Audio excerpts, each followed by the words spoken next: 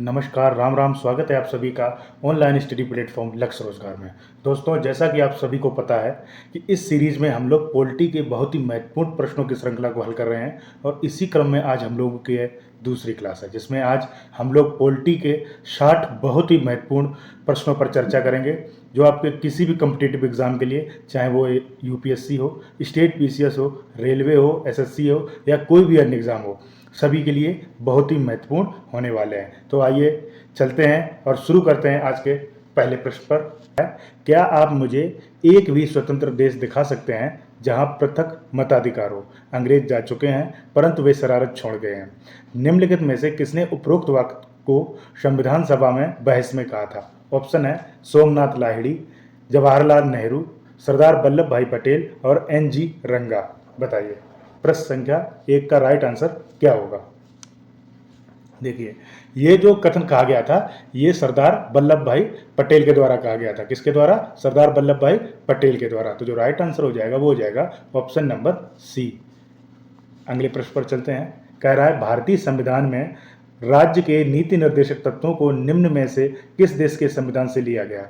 Option है United kingdom, United state of America, Ireland या फिर जापान। बताइए प्रश्न संख्या 2 का राइट आंसर क्या हो जाएगा? देखिए, जो नीति निर्देशक तत्व हैं ये कहाँ से लिए गए हैं? ये आयरलैंड के संविधान से लिए गए हैं। तो जो हमारा राइट आंसर हो जाएगा वो हो जाएगा ऑप्शन नंबर सी। आइए चर्चा कर लेते हैं कुछ भारतीय संविधान के स्रोत के बारे में कि किस देश के संविधान से कौन कौन से स्रोत लिए गए हैं। सबसे पहले बात करते हैं ब्रिटिश संविधान से। तो जो हमारे संसद की संसदीय शासन प्रणाली है, विधि निर्माण प्रक्रिया और एकरी नागरिकता तथा विधि का शासन, ये सारी चीज़ें कहाँ से ली गई हैं? ब्रिटिश संविधान से ली गई हैं।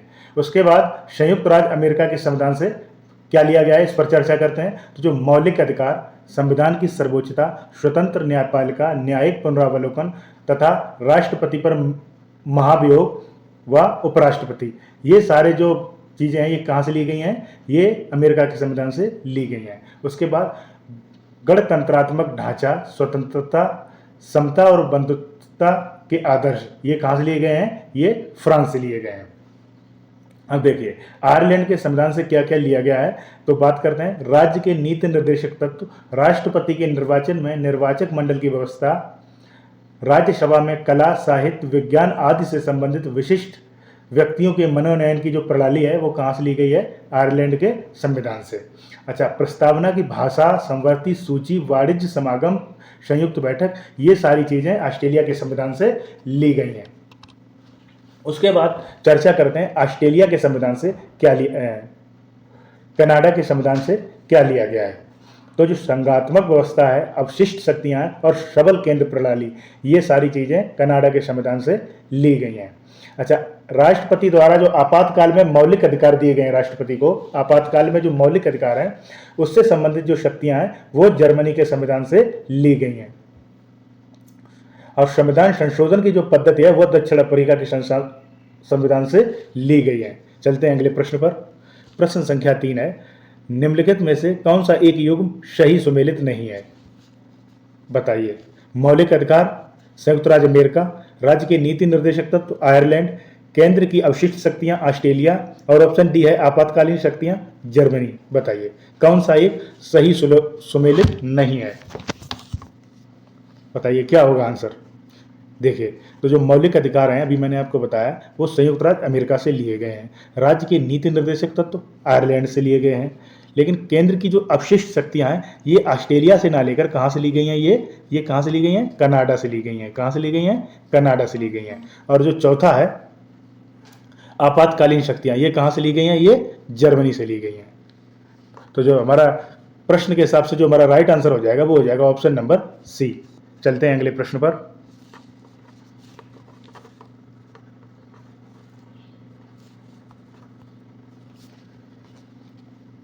अगला प्रश्न है, भारतीय संविधान में वर्णित मौलिक अधिकार की अवधारणा किस देश के संविधान से ली गई है? ऑप्शन है यूएसए, ब्रिटेन, फ्रांस या फिर रसिया। बताइए मौलिक अधिकार की अवधारणा कहाँ से ली गई है? देखिए, तो जो लिए गए हैं वो लिया गया यूएसए से। तो जो राइट आंसर हो जाएगा वो हो जाएगा ऑप्शन नंबर ए। प्रश्न संख्या 5 है, निम्नलिखित में से कौन सा शब्द भारतीय संविधान की प्रस्तावना में उल्लेखित नहीं है? ऑप्शन है संप्रभुता, लोकतंत्रात्मक, पंथ निरपेक्ष और ऑप्शन डी है संघीय। बताइए प्रश्न संख्या 5 का राइट आंसर क्या हो जाएगा? देखिए भारतीय संविधान की जो प्रस्तावना है उसमें संप्रभुता, पंथ निरपेक्षता, समाजवादी, लोकतंत्रात्मक, गणराज्य का उल्लेख है, जबकि संघीय शब्द का उल्लेख प्रस्तावना में नहीं है। तो जो राइट आंसर हो जाएगा वो हो जाएगा ऑप्शन नंबर डी। अगले प्रश्न पर चलते हैं। प्रश्न संख्या 6, सूची 1 को सूची 2 से मिलान करने वाला प्रश्न है। इसमें सूची 1 में उपबंध दिए गए हैं और सूची 2 में जिस देश के संविधान से इनको लिया गया है उस दिए गए हैं। देखिए जो समवर्ती सूची है वो कहां से लिया गया है? समवर्ती सूची जो ली गई है वो ली गई है ऑस्ट्रेलिया के संविधान से। विधि का शासन ये कहां से लिया गया है? ये लिया गया है ब्रिटिश संविधान से। नीति निर्देशक तत्व आयरलैंड से लिए गए हैं और विधि द्वारा स्थापित प्रक्रिया जो है वो कहां से? जापान से ली गई है। तो प्रश्न के हिसाब से हमारा जो राइट आंसर होगा वो होगा 4321, 4321, यानी option number D is the right answer. अगले प्रश्न पर चलते हैं। भारत के संविधान में समवर्ती सूची की अवधारणा ग्रहित की गई है। देखिए ऑप्शन है ग्रेट ब्रिटेन के संविधान से, यूएसए के संविधान से, कनाडा के संविधान से या ऑस्ट्रेलिया के संविधान से। तो अभी मैंने आपको बताया था कि जो समवर्ती सूची है कहाँ से ली गई है? ऑस्ट्रेलिया के संविधान से। चलते हैं अगले प्रश्न पर। राज्यसभा के गठन में प्रतिभा, अनुभव एवं सेवा को प्रतिनिधित्व देने में भारतीय संविधान निर्माता निम्नांकित उदाहरण से प्रभावित हुए थे। ऑप्शन है आयरिश गणतंत्र, कनाडा, संयुक्त राज्य अमेरिका और ऑप्शन डी है ऑस्ट्रेलिया। बताइए। देखिए इस प्रश्न का जो राइट आंसर हो जाएगा वो हो जाएगा ऑप्शन नंबर ए, यानी आयरिश गणतंत्र। अगले प्रश्न पर चलते हैं।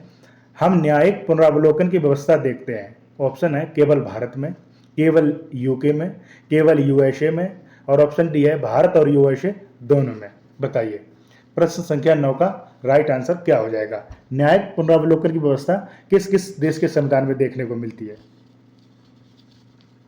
देखिए इसका जो राइट आंसर होगा वो हो जाएगा ऑप्शन नंबर डी, भारत और यूएसए इन दोनों के संविधान में न्यायिक पुनरावलोकन की व्यवस्था देखने को मिलती है। भारत के संविधान के अनुच्छेद 13, 32 और 226 में न्यायिक पुनरावलोकन की शक्ति दी गई है। अगले प्रश्न पर चलते हैं। भारतीय संविधान में मौलिक कर्तव्यों का विचार लिया गया है। ऑप्शन है अमेरिकन संविधान से, ब्रिटिश संविधान से, रूस के संविधान से या फिर फ्रांस के संविधान से। बताइए प्रश्न संख्या 10 का राइट आंसर क्या होगा? मौलिक कर्तव्य का विचार कहां से लिया गया है? देखिए जो ये मौलिक कर्तव्य का विचार लिया गया है वो लिया गया है रूस के संविधान से, यानी ऑप्शन नंबर सी। क्लियर है? चलते हैं प्रश्न संख्या 11 पर।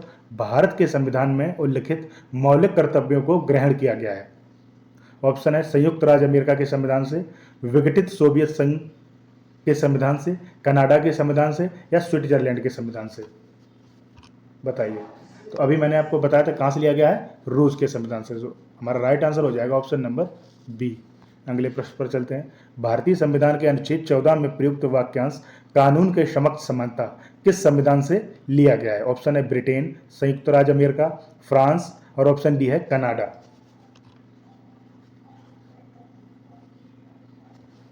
देखिए भारतीय संविधान के अनुच्छेद 14 में प्रयुक्त वाक्यांश कानून के समक्ष समता कहां से लिया गया है? ब्रिटेन के संविधान से लिया गया है। कहां से लिया गया है? ब्रिटेन के संविधान से। जो राइट आंसर हो जाएगा वो हो जाएगा ऑप्शन नंबर ए। अगले प्रश्न पर चलते हैं। प्रश्न संख्या 13। इसमें सूची 1 को सूची 2 से मिलान करना है। इसमें कुछ उपबंध बताए गए हैं और दूसरी सूची में जो देश के नाम दिए गए हैं, तो हमें उनसे इनका मिलान करना है। तो अब बता रहा है विधि के समक्ष समानता, ये किस देश से लिया गया है? ये लिया गया है इंग्लैंड से। फिर विधि का समान संरक्षण, ये लिया गया है आपका संयुक्त राज्य अमेरिका से। उसके बाद में आता है विधि द्वारा स्थापित प्रक्रिया, ये हो जाएगा आपका जापान से। और शैक्षणिक संस्थाओं के लिए राज्य द्वारा अनुदान, ये आयरलैंड से लिया गया है। यानी आपका जो राइट आंसर हो जाएगा वो हो जाएगा 2134, 2134, यानी ऑप्शन नंबर बी। अगले प्रश्न पर चलते हैं। प्रश्न संख्या 14 है। कह रहा है भारतीय संविधान के स्रोतों की दृष्टि में निम्न में से कौन सा युग्म सही रूप से संबंध नहीं है? ऑप्शन है कनाडा के संविधान से यूनियन शब्द लिया गया है, अमेरिकी संविधान से न्यायिक पुनरावलोकन का सिद्धांत लिया गया है, ब्रिटिश संविधान से संसदीय व्यवस्था ली गई है, और ऑप्शन डी कह रहा है ऑस्ट्रेलिया के संविधान से संविधान में संशोधन की प्रक्रिया ली गई है। बताइए प्रश्न संख्या 14 का राइट आंसर क्या होगा? देखिए इसका जो राइट आंसर हो जाएगा वो हो जाएगा ऑप्शन नंबर डी, ये संबंध नहीं है, क्योंकि जो संविधान में संशोधन की प्रक्रिया है ये दक्षिण अफ्रीका के संविधान से लिया गया है। प्रश्न संख्या 15, भारत में संघ राज्य संबंध में समानता पाई जाती है। ऑप्शन है ऑस्ट्रेलियाई संविधान, कनाडाई संविधान, भारत सरकार अधिनियम 1935 या अमेरिकी संविधान से। बताइए क्या होगा प्रश्न संख्या 15 का राइट आंसर? देखिए इसका जो राइट आंसर हो जाएगा वो हो जाएगा ऑप्शन नंबर बी, कनाडाई संविधान और भारत सरकार अधिनियम 1935 में जो नियम है वो समान है। क्लियर है? और जो ये हमारा भारतीय संघवाद है वो किस देश से? कनाडा देश की पद्धति से प्रभावित है। चलते हैं प्रश्न संख्या 16 पर।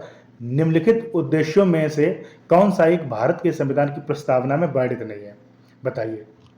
ऑप्शन है विचार की स्वतंत्रता, आर्थिक स्वतंत्रता, अभिव्यक्ति की स्वतंत्रता या फिर विश्वास की स्वतंत्रता। बताइए क्या होगा इसका राइट आंसर?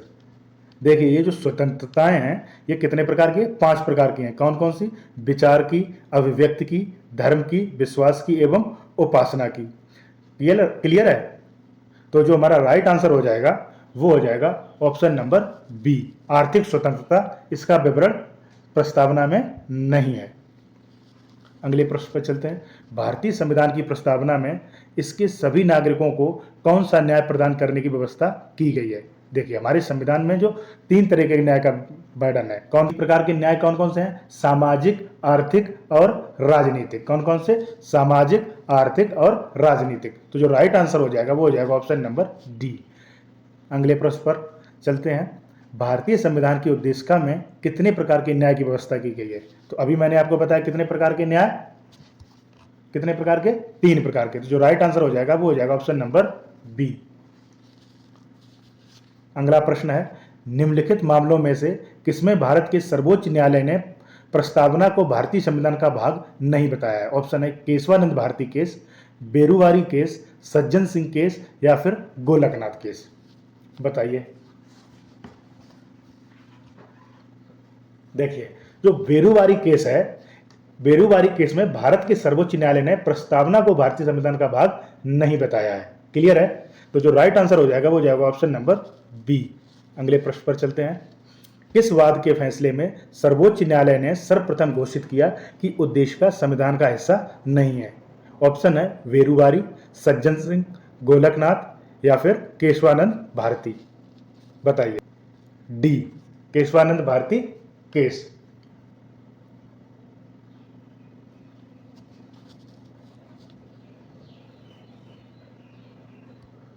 अगला प्रश्न है, कह रहा है किस वाद के फैसले में सर्वोच्च न्यायालय ने सर्वप्रथम घोषित किया कि उद्देशिका संविधान का हिस्सा नहीं है? ऑप्शन है बेरुवारी, सज्जन सिंह, गोलकनाथ या फिर केशवानंद भारती। तो अभी मैंने आपको बताया था किसके केस में बताया था? ये बताया था बेरुवारी केस में। तो राइट आंसर हो जाएगा वो हो जाएगा ऑप्शन नंबर ए। अगला प्रश्न है, संविधान की प्रस्तावना का विधिक स्वरूप क्या है?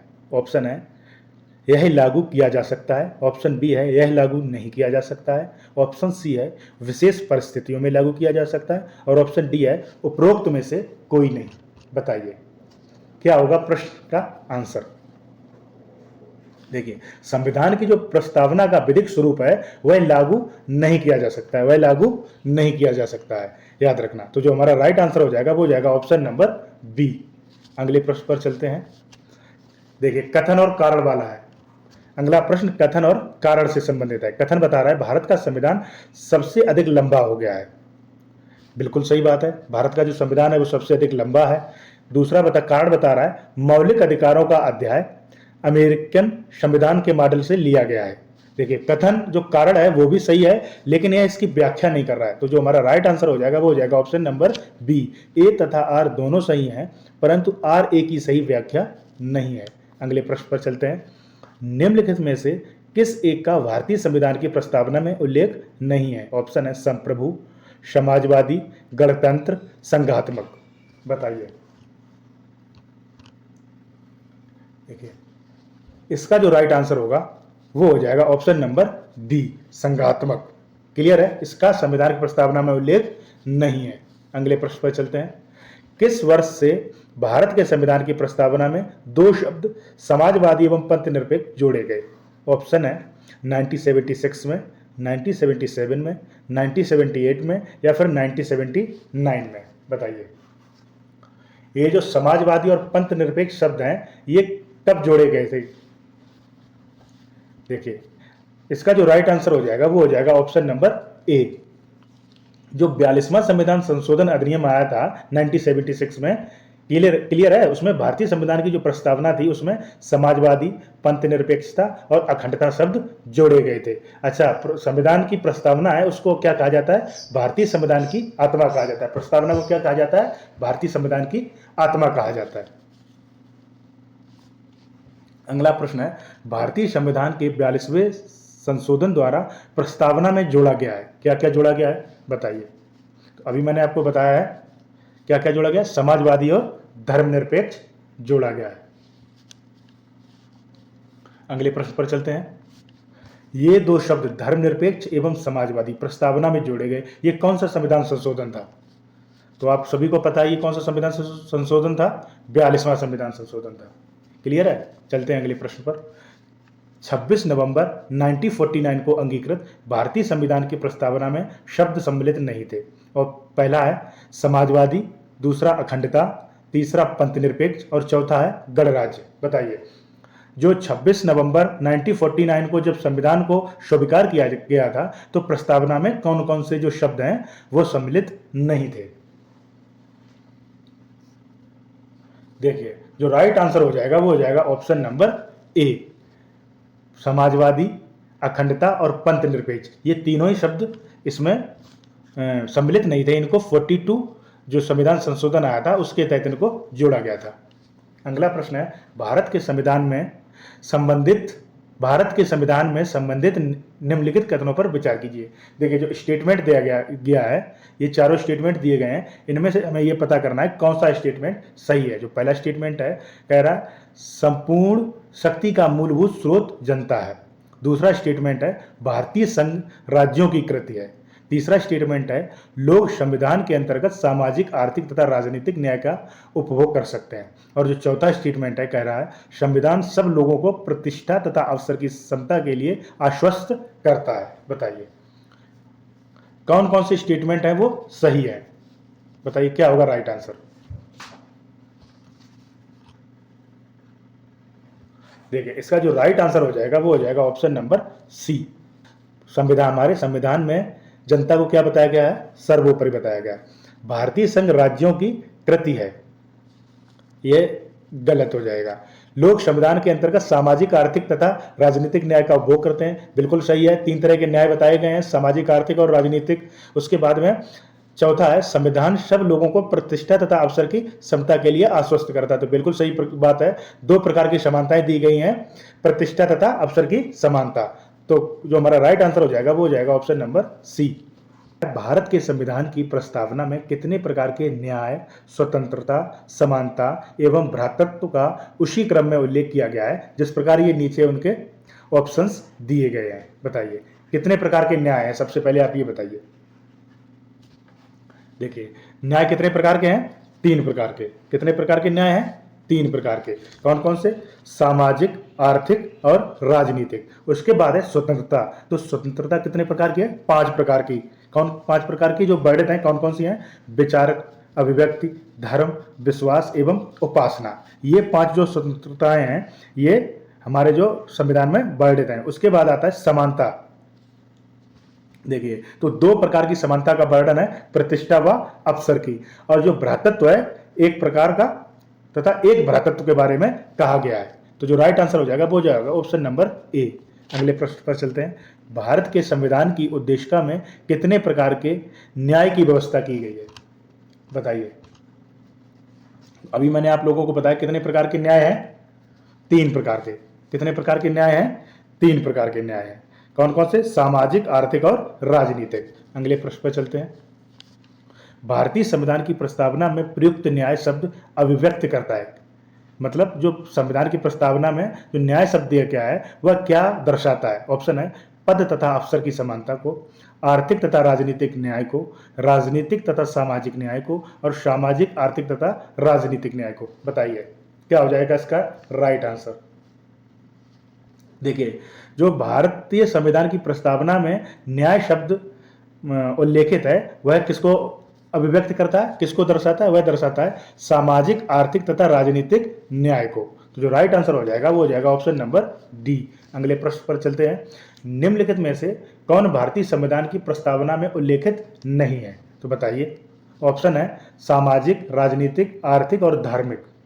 देखिए, तो 3 प्रकार के उल्लेखित हैं, सामाजिक, राजनीतिक और आर्थिक, लेकिन धार्मिक न्याय का कहीं भी उल्लेख नहीं है। तो जो राइट आंसर हो जाएगा वो हो जाएगा ऑप्शन नंबर डी। अगले प्रश्न पर चलते हैं। भारत के संविधान के आमुख का लक्ष्य उसके सभी नागरिकों के लिए सुनिश्चित करना है। ऑप्शन है सामाजिक तथा आर्थिक न्याय, विचार तथा अभिव्यक्ति की स्वतंत्रता, अवसर की समानता या फिर व्यक्ति की प्रतिष्ठा। बताइए इसका कौन कौन सा स्टेटमेंट सही हो जाएगा? इसमें जो भारतीय संविधान आमुख का लक्ष्य, हमारा जो भारतीय संविधान है वह क्या सुनिश्चित करता है अपने नागरिकों के लिए? ठीक है, इसका जो राइट आंसर हो जाएगा वो हो जाएगा ऑप्शन नंबर डी, यानी ये चारों ही जो स्टेटमेंट दिए गए हैं वो सारे सही है। चलते हैं अगले प्रश्न पर। अगला प्रश्न कह रहा है संविधान की प्रस्तावना सभी भारतीय नागरिकों को निम्न में से कौन सा एक उपलब्ध कराने के लिए वादा नहीं करती है? ऑप्शन है सामाजिक न्याय, राजनीतिक न्याय, विचार की स्वतंत्रता या पूजा की समानता। बताइए। देखिए, तो आप सभी को पता है कि हमारे जो संविधान की प्रस्तावना में सामाजिक न्याय, राजनीतिक न्याय और जो विचार की स्वतंत्रता, इन सभी के बारे में उल्लेख मिलता है, लेकिन पूजा की समानता के बारे में कोई भी उल्लेख नहीं है। अगले प्रश्न पर चलते हैं। भारत के संविधान की प्रस्तावना में समानता का प्रावधान है। पहला है वेतन का, प्रतिष्ठा का, अवसर का। बताइए कौन प्रस्तावना में किस प्रकार की समानता का उल्लेख है? तो देखिए, उसमें जो उल्लेख किया गया वो किसका? प्रतिष्ठा और अवसर का। तो जो राइट आंसर हो जाएगा वो हो जाएगा ऑप्शन नंबर 2 और 3, यानी ऑप्शन नंबर सी। अगले प्रश्न पर चलते हैं। कह रहा है भारतीय संविधान की प्रस्तावना में कितने प्रकार की स्वतंत्रताओं का वर्णन है? तो आप सभी को पता है कितने प्रकार की स्वतंत्रताएं हैं? 5 प्रकार की। क्लियर है? अगले प्रश्न पर चलते हैं। निम्नलिखित में से कौन एक भारत के संविधान की प्रस्तावना का भाग नहीं है? ऑप्शन है समाजवाद, व्यक्ति की गरिमा, योजनाबद्ध विकास या राष्ट्र की एकता और अखंडता। बताइए संविधान की प्रस्तावना का इनमें से कौन सा भाग नहीं है? देखिए, समाजवाद भाग है, उल्लेख है, व्यक्ति की गरिमा के बारे में बताया गया है, राष्ट्र की एकता और अखंडता के बारे में भी बताया, लेकिन योजनाबद्ध विकास के बारे में कोई भी वर्णन नहीं मिलता है। अगले प्रश्न पर चलते हैं। कह रहा है भारत की संप्रभुता के संबंध में निम्नलिखित में से कौन सा कथन सही है? पहला है भारत राष्ट्रमंडल का सदस्य है, दूसरा है राष्ट्रमंडल की सदस्यता के कारण भारत की संप्रभुता कम हो जाती है। बताइए कौन सा स्टेटमेंट सही है? पहला, दूसरा या फिर दोनों या फिर इनमें से कोई नहीं? देखिए, जो पहला स्टेटमेंट है भारत राष्ट्रमंडल का सदस्य है, यह बिल्कुल सही है। क्लियर है? देखिए, अगला प्रश्न है भारतीय संविधान के निर्माण से संबंधित निम्नलिखित कथनों में से कौन सही है? पहला है पंडित जवाहरलाल नेहरू के उद्देश्य प्रस्ताव का जो संविधान सभा द्वारा स्वीकार किया गया था, संविधान के निर्माण पर असर था। बिल्कुल सही है, असर था। उद्देश्य का बहुत महत्वपूर्ण उद्देश्यों की पूर्ति करती है। बिल्कुल सही है। तीसरा है संविधान को भारत के लोगों ने आदेशित किया है। बिल्कुल सही बात है, तीसरा स्टेटमेंट भी सही है। और चौथा स्टेटमेंट है राज्य के मुखिया को लोग प्रत्यक्ष रूप से निर्वाचित करते हैं। ये जो स्टेटमेंट है ये गलत है। जो राष्ट्रपति का जो चुनाव होता है वह प्रत्यक्ष और अप्रत्यक्ष दोनों प्रकार से होता है। तो जो हमारा राइट आंसर हो जाएगा वो हो जाएगा ऑप्शन नंबर ए, 1, 2 और तीन स्टेटमेंट है ये सही है। अगले प्रश्न पर चलते हैं। भारत के संविधान के निर्माताओं का मत निम्नलिखित में से किसमें प्रतिबिंबित होता है? ऑप्शन है उद्देश्य का, मूल अधिकार, राज्य के नीति निर्देशक तत्व या मूल कर्तव्य। बताइए। तो जो इसका राइट आंसर हो जाएगा वो हो जाएगा ऑप्शन नंबर ए, उद्देशिका में उनका जो मत है वो दिखाई देता है।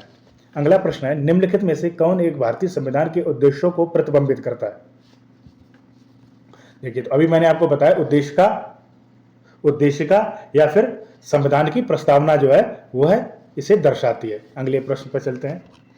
कह रहा है 26 जनवरी 1950 को भारतीय गणतंत्र की सही संवैधानिक स्थिति क्या थी? पहला ऑप्शन है लोकतंत्रात्मक गणराज्य, दूसरा है संपूर्ण प्रभुत्व संपन्न लोकतंत्रात्मक गणराज्य, तीसरा है संपूर्ण प्रभुत्व संपन्न पंथ निरपेक्ष लोकतंत्रात्मक गणराज्य और चौथा है संपूर्ण प्रभुत्व संपन्न समाजवादी पंथ निरपेक्ष लोकतंत्रात्मक गणराज्य। बताइए कौन सा इसमें सही हो जाएगा? देखिए, जो 42वां संविधान संशोधन 1976 था उसके अनुसार भारतीय संविधान की जो प्रस्तावना में संपूर्ण प्रभुत्व संपन्न लोकतंत्रात्मक गणराज्य शब्दों का उल्लेख है वो क्या है? 26 जनवरी 1950 को भारतीय गणतंत्र की सही संवैधानिक स्थिति को दर्शाता है। क्लियर है? अच्छा, और जो 42वां संविधान संशोधन था उसमें कौन से 3 शब्द जोड़े गए थे? वो जोड़े गए थे समाजवादी, पंथ निरपेक्ष और अखंडता। ये 3 शब्द इसमें जोड़े गए थे। अगले प्रश्न पे चलते हैं। भारत के संविधान की उद्देशिका में निम्नलिखित शब्दावली जिस क्रम में दी गई है वह है। बताइए। संपूर्ण प्रभुत्व संपन्न समाजवादी पंथ निरपेक्ष लोकतंत्रात्मक गणराज्य, ऑप्शन बी है संपूर्ण प्रभुत्व संपन्न गणराज्य समाजवादी धर्मनिरपेक्ष लोकतंत्रात्मक, और ऑप्शन सी है पंथ निरपेक्ष संपूर्ण प्रभुत्व संपन्न लोकतंत्रात्मक समाजवादी गणराज्य, और ऑप्शन डी है संपूर्ण प्रभुत्व संपन्न लोकतंत्रात्मक पंथ निरपेक्ष समाजवादी गणराज्य, और ऑप्शन डी है इनमें से कोई नहीं। बताइए। देखिए, भारतीय संविधान की जो प्रस्तावना है उसमें संपूर्ण प्रभुत्व संपन्न समाजवादी पंथ निरपेक्ष लोकतंत्रात्मक गणराज्य शब्दावली का प्रयोग हुआ है। तो जो हमारा राइट आंसर हो जाएगा वो हो जाएगा ऑप्शन नंबर ए। अगले प्रश्न पर चलते हैं। कह रहा है संविधान की प्रस्तावना के अनुसार भारत एक क्या है? संप्रभु समाजवादी लोकतांत्रिक गणराज्य है, ऑप्शन बी कह रहा है संप्रभु समाजवादी धर्मनिरपेक्ष लोकतांत्रिक गणराज्य है, ऑप्शन सी कह रहा है समाजवादी संप्रभु धर्मनिरपेक्ष गणराज्य है, और ऑप्शन डी कह रहा है संप्रभु समाजवादी लोकतांत्रिक गणराज्य है। बताइए। देखिए, तो जो हमारा राइट आंसर हो जाएगा वो हो जाएगा ऑप्शन नंबर बी। संविधान की जो प्रस्तावना है उसके अनुसार भारत एक संप्रभु समाजवादी धर्मनिरपेक्ष लोकतांत्रिक गणराज्य है। अगले प्रश्न पे चलते हैं। कह रहा है भारतीय संविधान के किस भाग या भागों में आर्थिक न्याय को संविधान का लक्ष्य घोषित किया गया है? पहला है प्रस्तावना और मौलिक अधिकार, ऑप्शन बी है प्रस्तावना और नीति निर्देशक सिद्धांत, तीसरा है मौलिक अधिकार और नीति निर्देशक सिद्धांत, और ऑप्शन डी है प्रस्तावना मौलिक अधिकार और नीति निर्देशक सिद्धांत। बताइए क्या होगा राइट आंसर? देखिए, भारतीय संविधान का जो प्रस्तावना और नीति निर्देशक सिद्धांत में आर्थिक न्याय को संविधान का लक्ष्य घोषित किया गया है। तो जो हमारा राइट आंसर हो जाएगा वो हो जाएगा ऑप्शन नंबर बी। अगले प्रश्न पे चलते हैं। निम्नलिखित में से किस वाद में उच्चतम न्यायालय ने धारणा प्रस्तुत की कि उद्देश्य का संविधान का भाग है? बताइए। ऑप्शन है यूनियन ऑफ इंडिया बनाम डॉक्टर कोहली, बनारसी दास बनाम स्टेट ऑफ यूपी, बोमई बनाम यूनियन ऑफ इंडिया, और ऑप्शन डी है मलक सिंह बनाम स्टेट ऑफ पंजाब।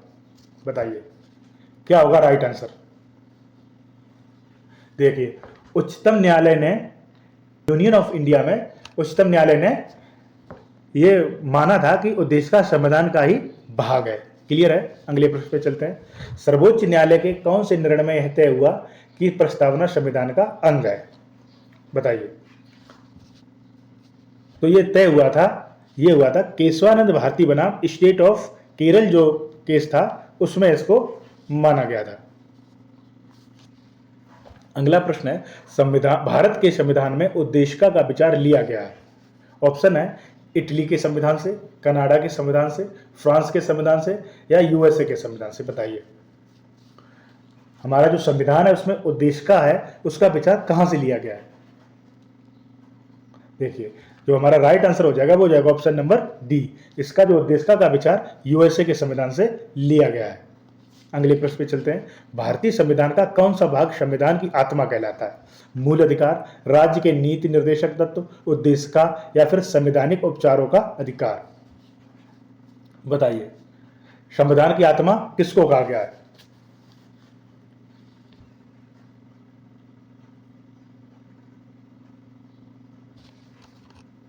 देखिए भारतीय संविधान की जो प्रस्तावना है उसको संविधान की आत्मा कहा जाता है। क्या कहा जाता है? आत्मा। ठीक है। Doctor B R. अम्बेडकर थे, उन्होंने संवैधानिक उपचारों का जो अधिकार है, जो अनुच्छेद 32 है, उसको संविधान की आत्मा कहा है। तो जो हमारा राइट आंसर हो जाएगा वो हो जाएगा ऑप्शन नंबर सी। अगला प्रश्न है, निम्नलिखित कथनों पर विचार कीजिए। पहला है भारत एक लोकतांत्रिक राज व्यवस्था है, बिल्कुल सही है। दूसरा स्टेटमेंट है भारत एक प्रभुसत्ता संपन्न राज्य है, बिल्कुल सही है। दूसरा स्टेटमेंट भी सही है। भारत में लोकतांत्रिक समाज है, और तीसरा स्टेटमेंट भी सही है। भारत एक कल्याणकारी राज्य है, चौथा स्टेटमेंट भी सही है। यानी चारों ही स्टेटमेंट सही है। तो जो हमारा राइट आंसर हो जाएगा वो हो जाएगा 1, 2, 3, 4, यानी ऑप्शन नंबर डी। अगले प्रश्न पे चलते हैं। अगला प्रश्न है, निम्नलिखित में से कौन भारत को धर्मनिरपेक्ष राज्य वर्णित करता है? ऑप्शन है मौलिक अधिकार, संविधान की प्रस्तावना, 9वीं अनुसूची, या राज्य के नीति निर्देशक तत्व? बताइए भारत को धर्मनिरपेक्ष राज्य कौन वर्णित करता है? देखिए जो संविधान की प्रस्तावना है वह भारत को पंथ निरपेक्ष राज्य, ठीक है। तो जो हमारा राइट आंसर हो जाएगा वो हो जाएगा ऑप्शन नंबर बी। अगले प्रश्न पे चलते हैं। भारत के संदर्भ में निम्न में से कौन धर्मनिरपेक्ष शब्द का सही भाव व्यक्त करता है? पहला है भारत में अनेक धर्म हैं। दूसरा है भारतीयों को धार्मिक स्वतंत्रता प्राप्त है। तीसरा है धर्मानुपालन व्यक्ति की इच्छा पर निर्भर है। और ऑप्शन डी है भारत में राज्य का कोई धर्म नहीं है। बताइए धर्मनिरपेक्ष शब्द का सही जो एक्सप्लेनेशन होगा वो क्या होगा? देखिए इसका जो सही से जो भाव जो व्यक्त करता है वह करता है भारत में राज्य का कोई धर्म नहीं है, यानी कि ऑप्शन नंबर डी। अगले प्रश्न पे चलते हैं। कह रहा है निम्न में से किसे पंथ निरपेक्ष राज्य कहा जाएगा? पहला है जो राज्य धर्म विरोधी हो। दूसरा है जो राज्य अधार्मिक हो। तीसरा है वह राज्य जिसका कोई धर्म ना हो तथा जो धर्म के आधार पर भेदभाव ना करता हो। और ऑप्शन डी है वह राज्य जो सभी धर्मों को राज्य का धर्म घोषित करता हो। बताइए क्या होगा इसका राइट आंसर? देखिए इसका राइट आंसर हो जाएगा ऑप्शन नंबर सी।